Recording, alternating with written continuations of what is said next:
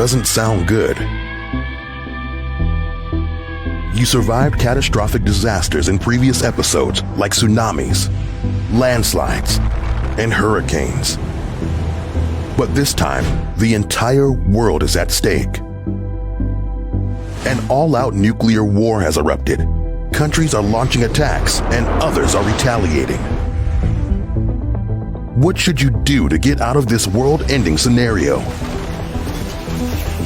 Get inside, because here's how to survive a nuclear apocalypse. Right now, 9 countries are in possession of nuclear weapons.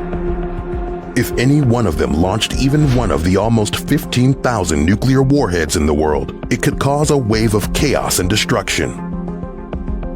A blast from a 1 megaton warhead would vaporize anything within 1 kilometer from its center. All of the buildings within 7 kilometers would collapse from a blast of air. Anything in a 12-kilometer radius would be hit by a thermal blast hot enough to cause third-degree burns. Ouch.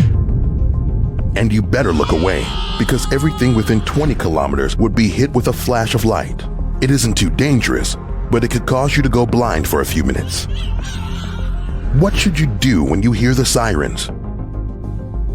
Why would fleeing be a bad idea? And how could you survive the fallout?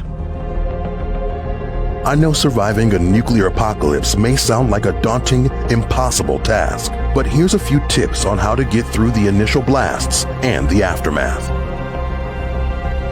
Step 1. Hide. The sirens are blaring and everyone's in a panic. Better act fast, because you could only have a few minutes before impact. Your first instinct might be to evacuate and get as far away as possible. Hate your Monday morning commute? Well, imagine that, but much, much worse. The roads will likely be jammed with everyone trying to get out. This is a traffic jam that you wouldn't want to be caught in. You'll be a bunch of sitting ducks, and you can probably picture the rest. Your best bet is to hunker down and find shelter. If you or your neighbor have a bomb shelter, well, you don't need me to tell you where to go. If there are any underground subways nearby, go there. They're some of the safest places to withstand an incoming nuke. But if there aren't any subways nearby, try to find the largest cement building. In the best case scenario, go to the basement. If it doesn't have one, get to the center of the building. Hiding in a building will help to shield you from the blast. Going as deep as you can underground will protect you when the radiation hits. Today is your lucky day. You find a basement to hide in. Everything around you violently shakes as you hear a deafening boom. You find your bearings and the rumbling settles, but don't leave just yet. It's still incredibly dangerous outside. Step 2. Wait it out. If you head out now, you'll be facing nerve-searing heat and a whole lot of fallout.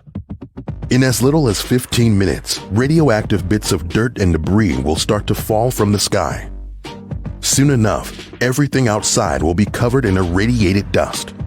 Coming in contact with this stuff can quickly induce radiation poisoning, which is a terrible way to die. Try to stay inside for at least 72 hours. After that, it will be safe for you to venture out. While you're in there, stockpile any packaged food, bottled water, and first aid supplies that were left inside the building. And make sure you don't eat anything that was outside and unpackaged during the blast. As hungry as you might be, that radioactive shrimp probably won't taste too good. You turn on your phone to call for help, but the internet and your phone service is knocked out. You can't stay here forever. It's time for you to explore this new radioactive world. Step 3. Look for information. You take a step outside. The world you once knew is now a wasteland. But don't stop and stare too long. Time is of the essence. The longer you're in contact with radioactive material, the more it will affect your body.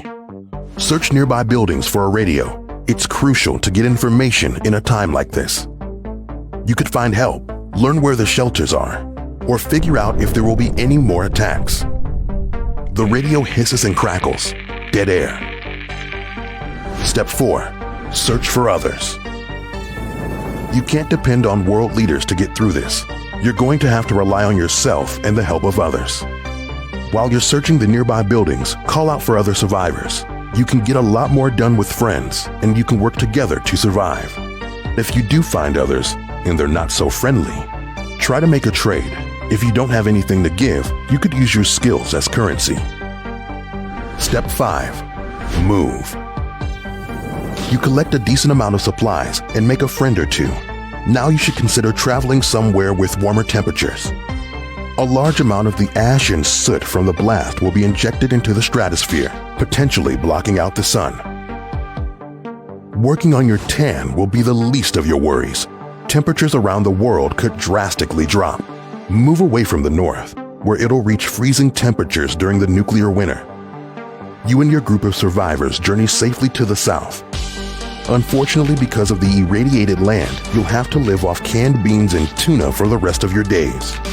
But you made it through the nuclear apocalypse alive. Now that you're a seasoned veteran of the wasteland, do you think you could get through another? How could you survive 24 hours in Death Valley? Don't worry, we're here to help you handle whatever life throws at you on How to Survive.